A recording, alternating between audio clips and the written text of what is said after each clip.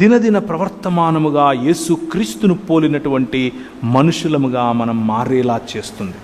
మనం మనుష్యులముగా మారటానికి సాటి మనిషిని ఎలా చూడాలో మనకు నేర్పిస్తుంది. సాటి మనిషిని గౌరవించేటటువంటి ఆ దృక్పథాన్ని దేవుని వాక్యము మనకు నేర్పిస్తుంది.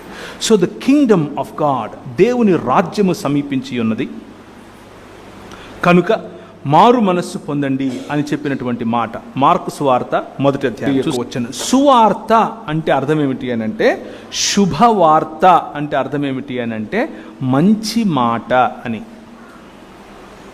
మంచి మాట ఏంటా శుభవార్త అనంటే, మనం ఎదురు చూస్తూ ఉన్నటువంటి మెస్సియా వచ్చేశాడు అని చెప్పేటటువంటి శుభవార్త.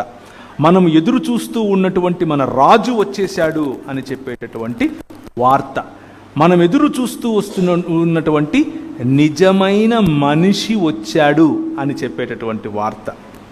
ఆ నిజమైన మనిషి మనం కోల్పోయిన అధికారం, మనం కోల్పోయిన సంబంధం, మనం కోల్పోయినటువంటి దేవుని యొక్క ఇల్లు, మనం కోల్పోయినటువంటి దేవునితో సహవాసం, మనం కోల్పోయినటువంటి దేవుని రాజ్యములో ప్రాతినిధ్యం తిరిగి తీసుకుని వచ్చి ఇస్తాడు అని చెప్పటమే సువార్త.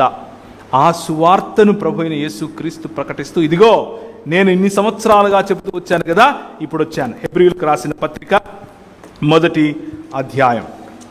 మన పితరులతో మాటలాడిన దేవుడు ఈ దినముల అంతమందు కుమారుని ద్వారా మనతో మాటలాడెను. ఆయన ఆ కుమారుని సమస్తమునకును వారసునిగా నియమించెను. ఆయన ద్వారా ప్రపంచములను నిర్మించెను. ఆయన దేవుని మహిమ యొక్క తేజస్సును తన తత్వము యొక్క మూర్తిమంతత్వమునై ఉండి తన మహత్తు గల మాట చేత సమస్తమును నిర్వహించుచు పాపముల విషయములో శుద్ధీకరణము తానే చేసి దేవదూతల కంటే ఎంత శ్రేష్టమైన నామమును పొందెనో వారికంటే అంత శ్రేష్ఠుడై ఉన్నత లోకమందు మహామహుడగు దేవుని కుడిపార్శ్వమున కూర్చుండెను. ఇది దేవుని వాక్యమును గురించినటువంటి చెప్పేటటువంటి మాట. దేవుని యొక్క మాట అనంటే, దేవుడు మనిషితో, మనిషి గురించి, ఒక నిజమైన మనుష్యుడు అయినటువంటి క్రీస్తును గురించి పలుకుతూ వస్తున్నటువంటి మాట.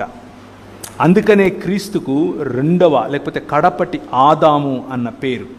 ఒక ఆదాము ఓటమి మరొక ఆదాము యొక్క గెలుపులో సంపూర్ణం చేసినటువంటి దేవుని సంకల్పం. ఆ సంకల్పమును మనకు తెలియచేయటమే వాక్యముకున్నటువంటి ప్రధాన లక్ష్యం.